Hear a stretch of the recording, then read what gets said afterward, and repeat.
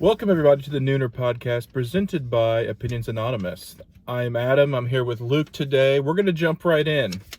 Luke, a couple weeks ago, you spent a weekend in Vegas. First trip. How was it? Vegas was good. It was really a city unlike any other, I think is the best way to explain it. If you've been, you know. If you've not been, you think you know. A lot more walking than I thought in Vegas, which wasn't bad. You get to walk off those calories for all those quote unquote free drinks. It's a very expensive city. Met a really cool magician out there. He must have watched our. I don't have a trick today. I'm working on a good one. You didn't have a trick last time. That's true. I'm working on a good one, but yeah, I had a ton of fun. I would definitely go again. I actually did pretty decent gambling. I had some good craps runs. I had some bad craps runs. I got the craps when I got back, so I don't know if it was related or not. But overall, I really enjoyed Vegas. I suggest everybody go at least once, and I will be going again. So you went out there with a craps strategy. Did you stick with the strategy the whole time? I did, but here's the thing. I went out there with a crap strategy. I practiced for, I don't know, 3 weeks straight, and I had my strategy. I knew everything about my strategy. I knew how much money to throw out there, assuming it was a $5 table. And we get out there the first day, and the first table I played was a $15 table. So my strategy has, $42 Tripled. at risk every time. So then my strategy had $126 at risk every time. And I very quickly lost money. I hope your wife doesn't watch this. She shouldn't. So yeah, I stuck to my strategy. It was very difficult that first time. And then I found $10 table. I played one $5 table, and I played for an hour and a half, and I lost $4. Can't say the same about any $10 table that I played. I either won money or lost a lot of money. So you think on craps overall you came back about even, or did you lose your tail at craps and other games brought you back?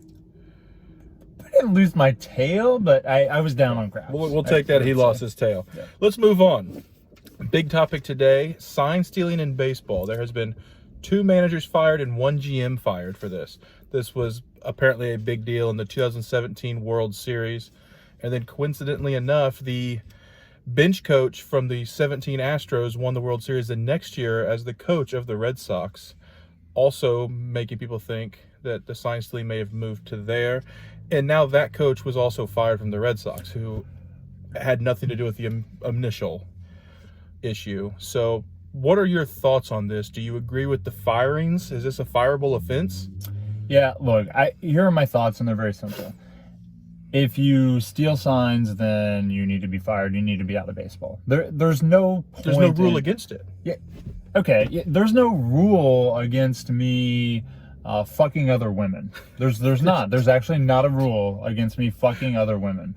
But if I chose to do that, I think somebody might be pretty unhappy. It's an unwritten. There's no rule that says I can't cheat on everything I do. Mike, there's not. But you just don't. You don't cheat. It's my opinion. So that's why we're presented by Opinions Anonymous. I think that if you're cheating in anything, you're done. Like, you need to be out. And I think UCF should claim both the 2017 and 18 World Series. Actually, I heard this morning that Los Angeles City Council is actually petitioning to have the Dodgers named World Series champions in both of those seasons.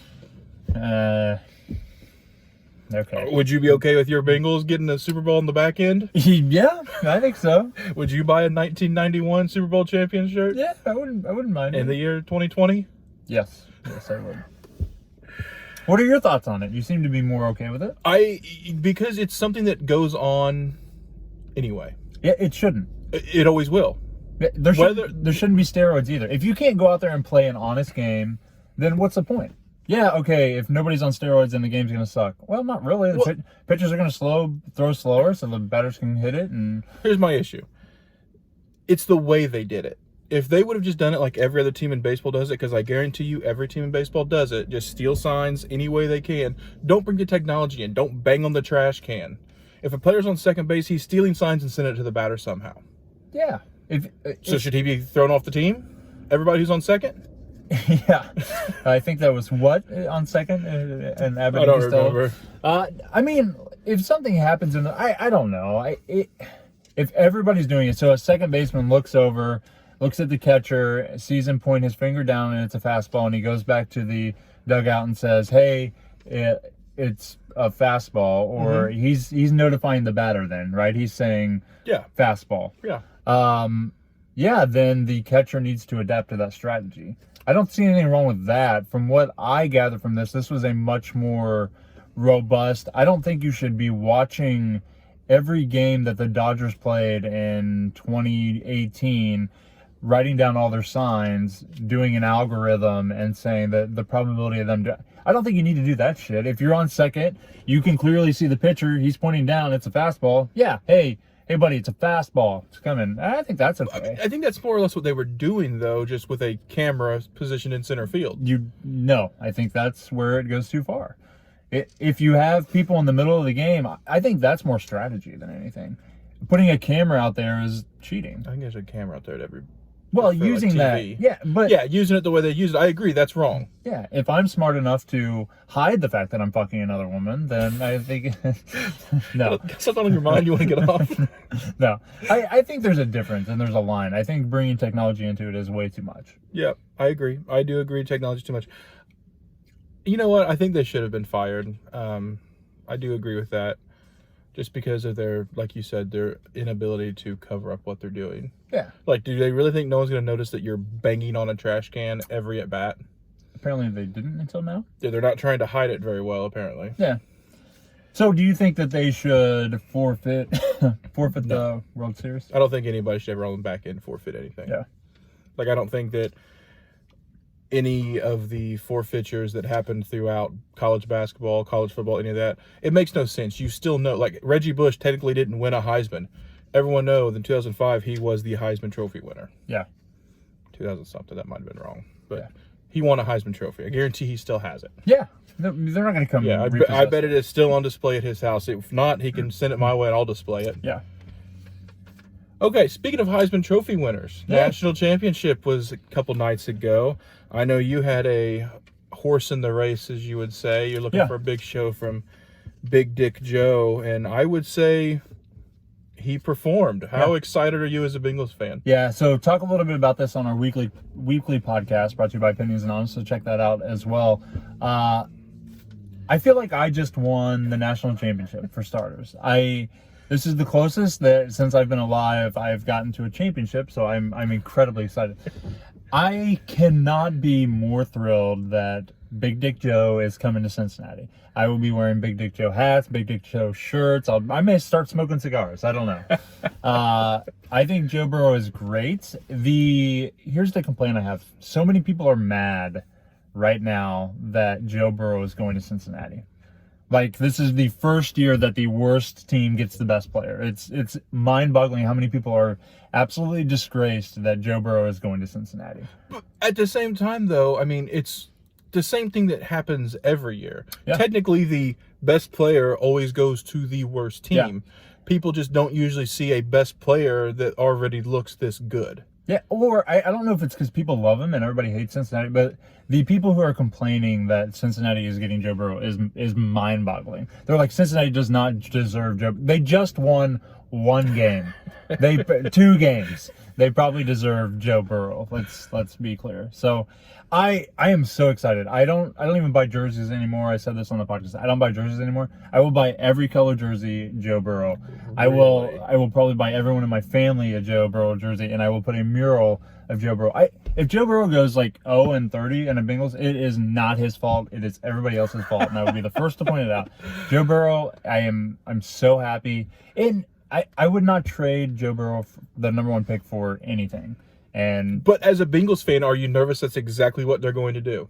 I'm actually not. I know Alan is a very big Bengals fan, and he is so nervous that they're going to screw this. I'm not. They cannot. If you draft Joe Burrow and he sucks, okay, yeah, you got unlucky. Still probably seen as a good draft pick. If you do not take Joe Burrow and he sucks, you're still an idiot, and maybe you got lucky, but yeah, you have to take Joe Burrow. Not even close number 2? No. Hey, what? So if the trade is something I heard kicked around, what if you get offered Matt Stafford and their number 1 pick, which I think is the 3rd pick? No. would tend to agree, but I'm just trying to put a little fuel there. Let's stick with the national championship and let's talk Odell Beckham Jr., your favorite person. Yeah. Apparently, he was handing out actual money after the game to the players. And the whistleblower on this, drunk Joe Burrow on a podcast after he went out after the game. Yeah, so actually breaking news about 3 minutes before we started this podcast, Odell Beckham arrested or has a warrant for his arrest for assault. I'm guessing it's maybe the same night, maybe the next night, I don't know. Odell Beckham is an idiot. I don't even know if you have a question in here. I think he is the dumbest fucking person in the world.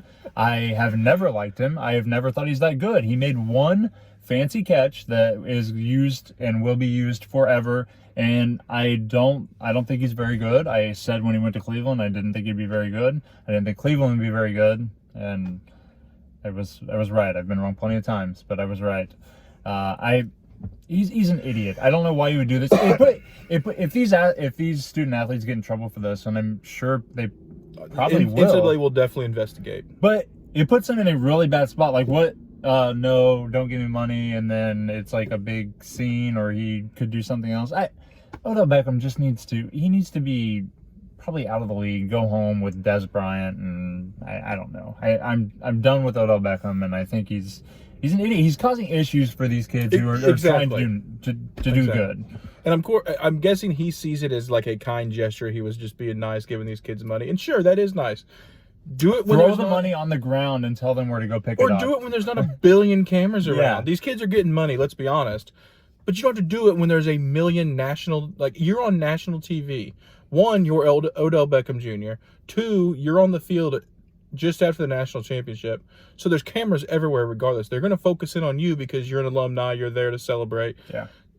Don't be an idiot. Yeah. I don't think that's in his arsenal. It's like asking him not to breathe. Exactly. So yes, let's get Odell out of here. Let's give these kids a break. But that's what's going to happen is the NCAA is going to come down. Now, there's really no way to prove it was real money. Unless they follow each person who was handed money and watch them spend said money, they can never confirm that was actual money. So I don't know that they're going to get in trouble there. But this could open up a whole new list of issues for the university. Yeah, do you think this is why some of the players are declaring?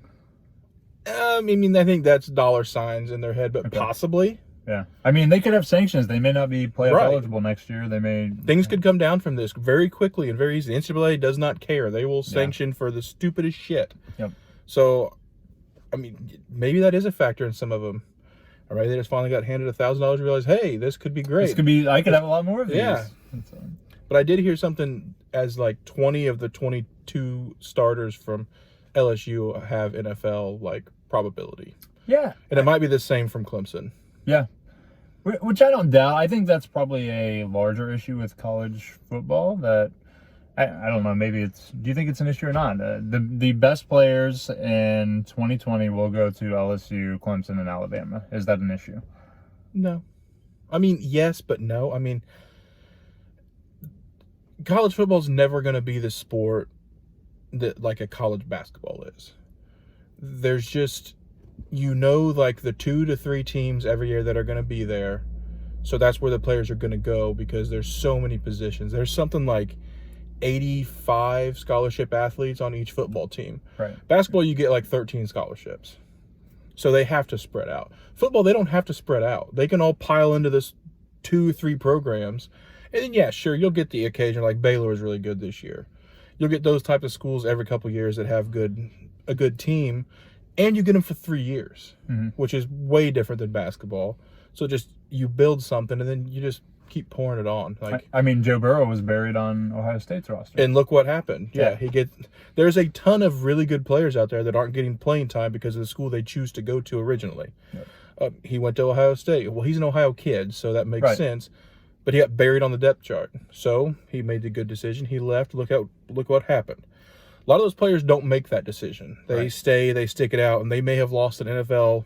Yeah. I mean, they may have lost their job because of it. Yeah. Yeah. So I think they should spread out a little bit. but I think it's the 3-year commitment that maybe scares them. They don't want to be on a shitty team for 3 years when they Right. can be on a national contender and maybe play one of those 3 And years. that's a little bit different in the NBA as well, or in college basketball as well. They're only stuck for 1 year. Yeah, and then you can opt out. You can basically go to Ben class. Simmons. Yeah, you can go to class for 1 semester, not go to class. You're not ineligible until after the NCAA tournament anyway. You're out. Yeah. Football players, they have to at least get C average, technically, for 3.5 years. Yeah. 2.5 years. So it's different. Yeah. But that's why they're picking the school, because they have to be there for a few years. So go somewhere that in those 3 years you have a high probability of getting a national championship. Right. You have anything else you'd like to talk about? I think that's it today. I mean, we record at noon. At noon. For you to listen at noon. For you to listen to at noon. Hopefully you've enjoyed. And we actually have another one coming for you this week. We're going to drop 2. Ooh. Nice teaser. I'll be in charge of the next one, so if it sucks. We'll see you next week. Yeah.